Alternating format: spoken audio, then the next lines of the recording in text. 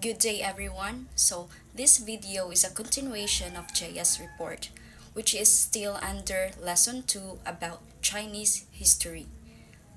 Last meeting, Jaya discussed the teachings from the Analects of Confucius presented in encapsulated form, and also the Tiger Sun, which is a Chinese tale. Now, let's dive into my topic. It is also a literary journey featuring a poem and an excerpt. The poem is entitled By the Lake, written by Tofu, and the excerpt is titled The Art of War by Sun Tzu. Before we proceed to the poem, let's first acquainted with its author. Do Fu, or also known as Tofu, was prominent and very influential. He was a Chinese poet during the reign of the Tang Dynasty. He also referred as one of the most famous Chinese poets of all times. His greatest ambition was to serve as a civil servant to his nation, and he was a loyalist towards the ruling emperor of the Tang Dynasty.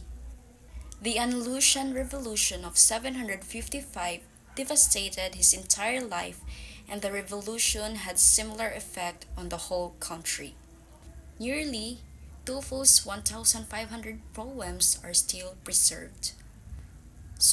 This picture that I pasted there is the poem. I just summarize it and discuss it with you.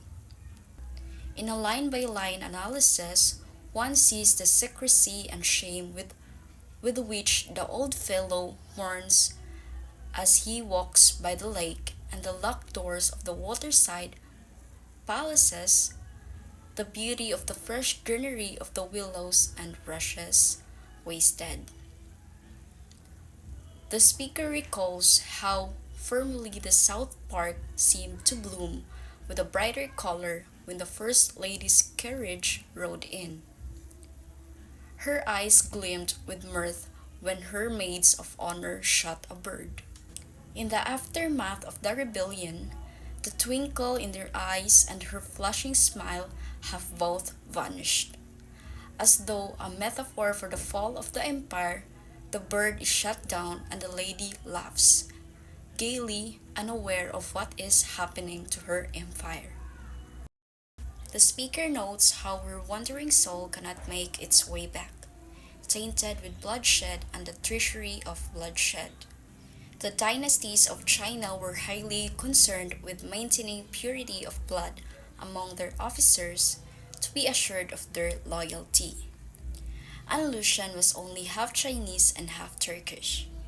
The Chinese dynasty's fears proved to be of substance. Andalusian did betray the Tang dynasty, and from right under their noses. Do Fu ends this poem on the sad note that men may feel sorrow and grieve their losses, but nature continues at its own pace. It was springtime, the season of celebration, when the Tang dynasty fell, and regardless of the mourning and grief of its subjects, nature went on and foreign soldiers continued to ride their horses. The feast, though it's seemingly very complex, but actually has very simple and prominent themes, including nostalgia, grief, reminiscence, and comparison of past and present. By the Lake is a poem originally written in Chinese in the early 8th century. There is a pronounced historical tone in which the poem progresses. Themes of upheaval and exile are equally present. The contrast between nature and man is explored extensively in the piece. While reading the piece, we must consider the historical events which were occurring at that time. The poem is written during the Andalusian rebellion that took place in China. During this time, many people were forced to leave the country owing to the violence. The poet Tu Fu had to leave the country too, thus the themes of upheaval come into the picture. So in this slide, let's just skip these questions. Now, let's move on to another literary journey, which is The Art of War by Sun Tzu. By the way, this picture is referenced from the book. So, as you can see, the book contains a detailed explanation and analysis. That's why it's very long. And again, let's first introduce its author. Sun Tzu, or Master Sun, was a Chinese military general, strategist, philosopher, and writer who lived during the Eastern Zhou period, which is the 771 to 256 BC. So, he is the author of The Art of War. His piece is composed of 13 chapters. Each one is devoted to a different set of skills or art related to warfare and how it applies to military strategy and tactics. But sa libro is duhara ang gi-highlight, which is the waging war and the attack by stratagem. For almost 1,500 years, it was the lead text in an anthology that was formalized as the seven military classics by Emperor Shenzong of Song in 1080. Let's proceed into the summary of this excerpt. Master Sun says that war is a very serious business for a nation. It is a matter of life and death, survival and extinction, and is something to be carefully considered. There are 5 fundamental aspects to be considered when preparing for war: the way, heaven, earth, command, and discipline. The way leads to unity between the general and the men. Heaven refers to yin and yang. Earth means terrain and life or death.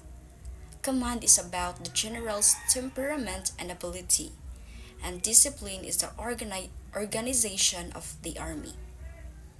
Every commander that can grasp these ideas can win, but he who fails to grasp them loses. In preparing for war, the general must look at which ruler has the way, which general is able, which army has heaven and earth, which has more discipline, which is stronger, and which is better trained and more organized. One can work out who will win and lose from these alone.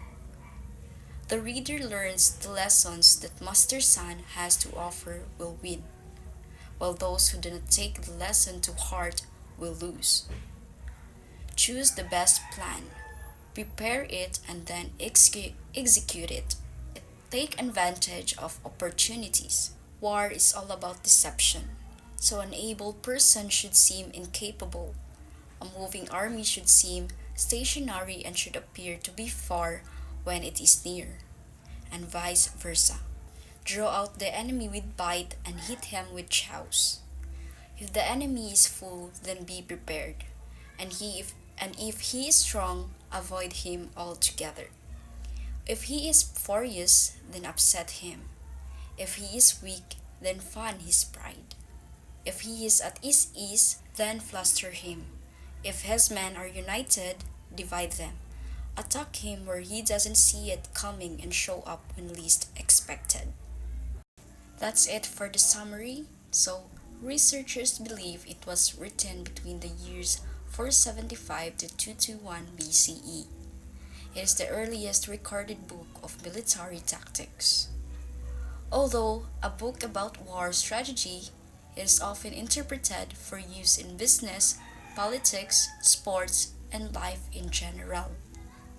Sun also stressed the importance of intelligence, operatives, and espionage to the war effort. Considered one of the history's finest military tacticians and analysts, his teachings and strategies formed the basis of the advanced military training throughout the world. Again, let's keep these questions. Overall, The Art of War by Sun Tzu is a widely quoted book, but what does it mean?